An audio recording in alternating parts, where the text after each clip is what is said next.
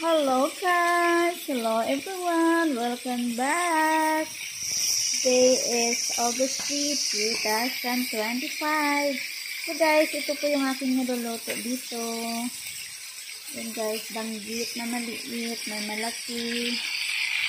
Ayan, ready na, prepare na ako.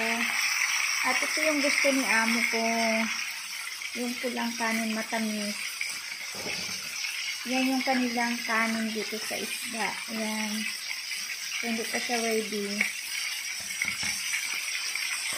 Saka meron din akong white rice. Ayan guys, white rice. So, yung amo ko talaga hindi madamot sa pagkain. Malaya akong lutuin kung anong gusto ko dito.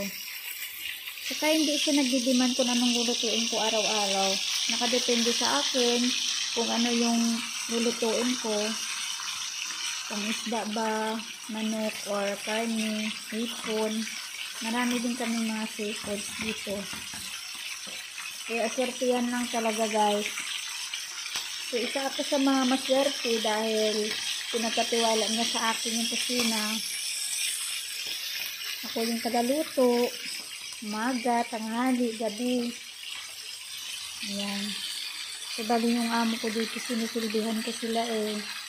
Bali 5 sila guys. 5 at saka isang bata. Ayan. Banggit. Kaya yung pag-OFW guys, katulad sa akin, isang kasambahay. Swertihan talaga.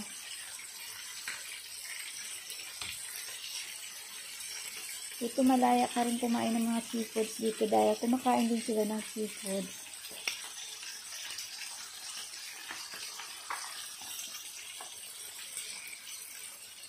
Pero hindi lahat maswerte. Mayroon din ibang madamot na amo.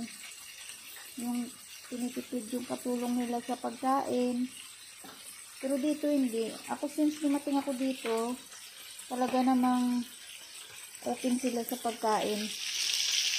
Although madamot sila sa mga ibang bagay, hindi sila yung namimigay ng mga bagay-bagay. Pero sa mga pagkain naman, prutas,